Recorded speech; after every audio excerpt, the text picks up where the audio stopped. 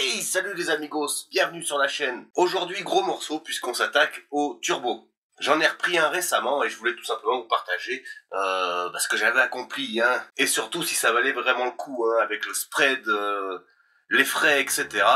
En tout cas, amigos, je n'ai pas trouvé sur YouTube une vidéo qui englobait tout ça, donc c'est parti.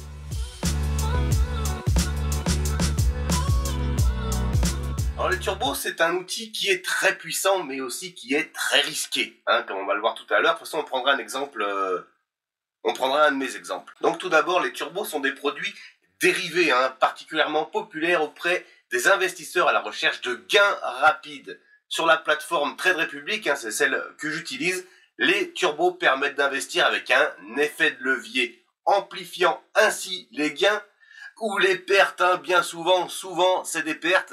Cependant, ces instruments financiers bien qu'attractifs comportent un risque élevé et il est essentiel de bien comprendre leur fonctionnement avant de se lancer. Et c'est un peu le but de cette vidéo, amigos. So, reste bien jusqu'à la fin.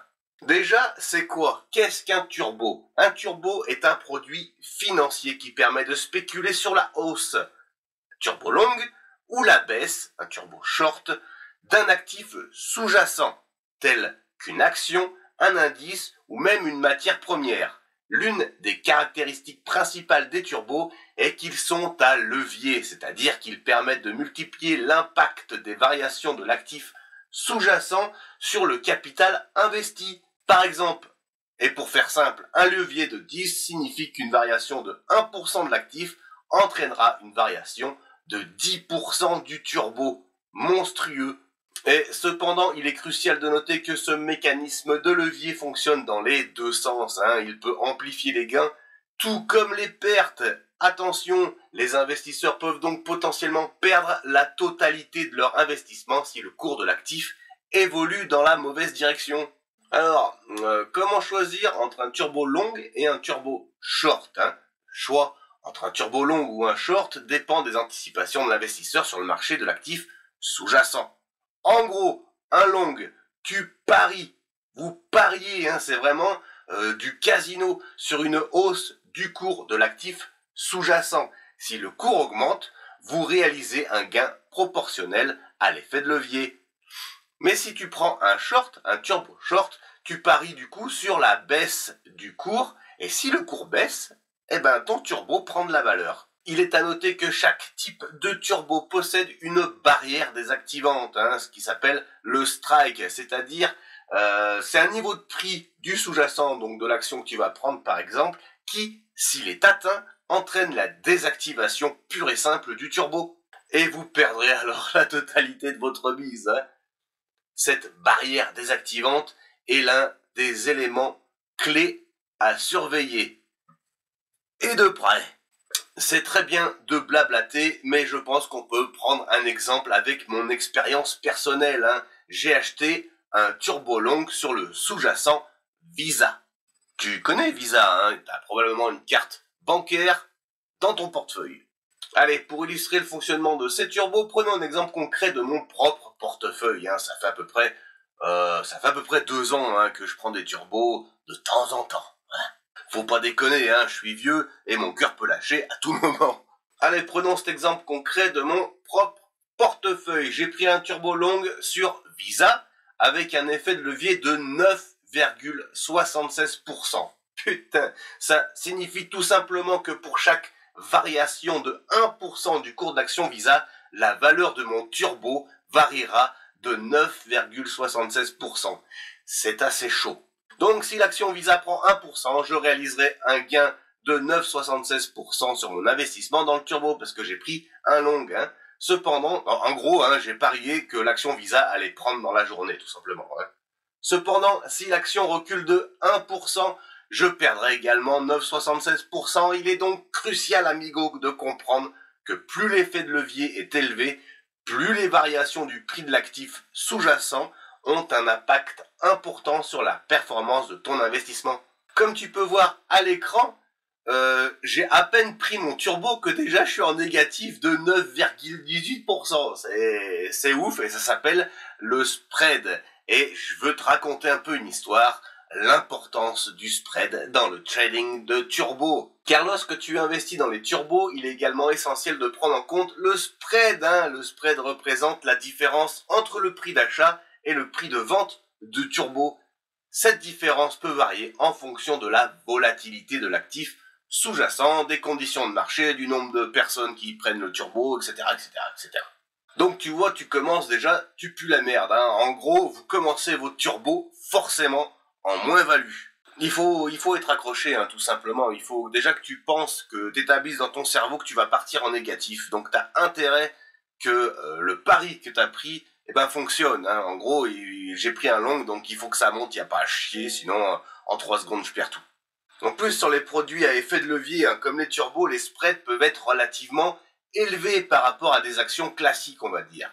Cela signifie que vous devez tenir compte de ce coût supplémentaire dans votre stratégie. Par exemple, si vous achetez un turbo avec un spread de 0,5, il faudra que l'actif sous-jacent évolue dans la bonne direction d'au moins 0,5% pour que vous commenciez à être rentable. En résumé, le spread réduit le potentiel de gain immédiat et doit être surveillé de près pour optimiser les performances de votre stratégie d'investissement. C'est pour ça que c'est super chaud d'acheter, vendre dans la journée en gros.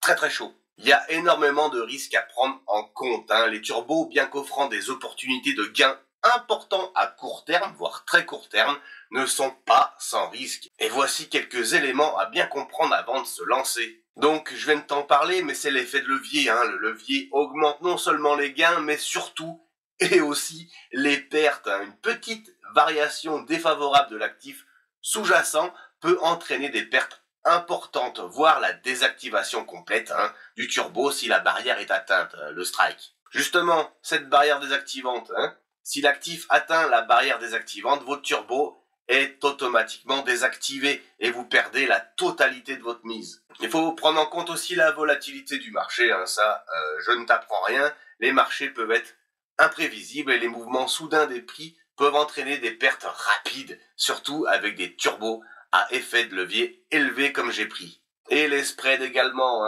comme mentionné un peu plus tôt dans la vidéo, les spreads peuvent avoir un impact significatif sur votre rentabilité. Allez, on retourne maintenant sur mon exemple.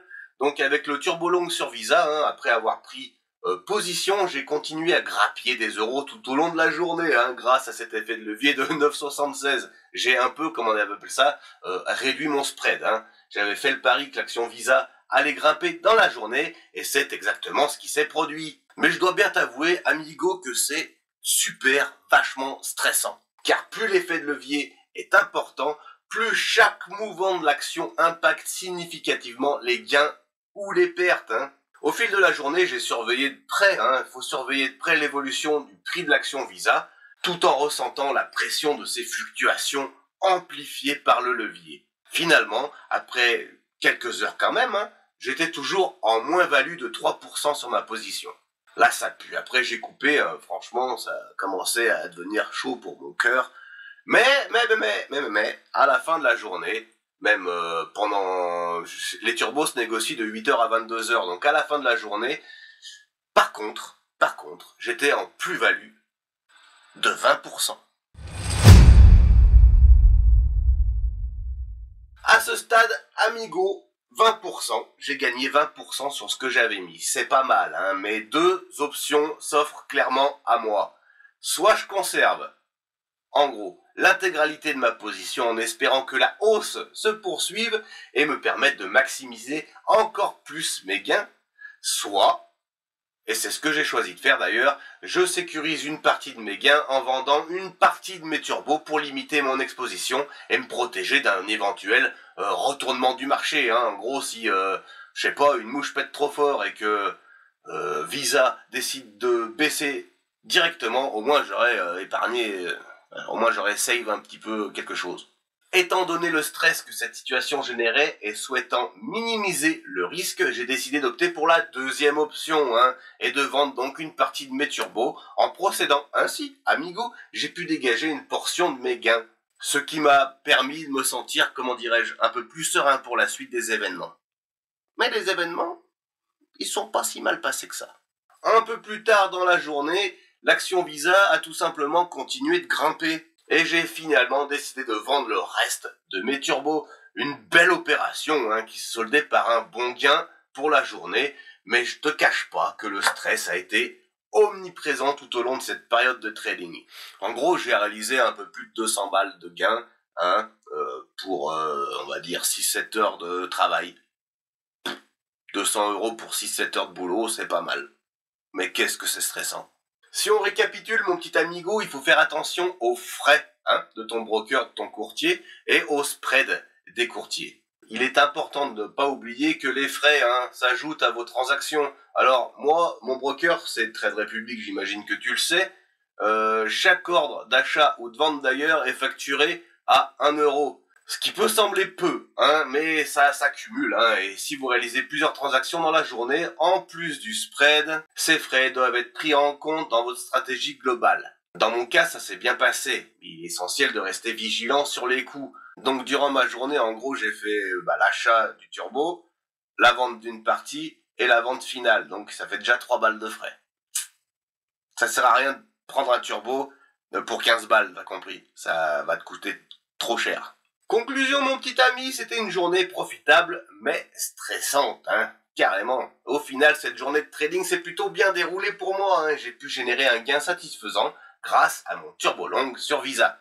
Toutefois, mon ami, l'expérience m'a rappelé que ce type de trading avec effet de levier est extrêmement stressant et incertain. Surtout incertain, chaque mouvement du marché, aussi minime soit-il, peut avoir un impact significatif sur votre position.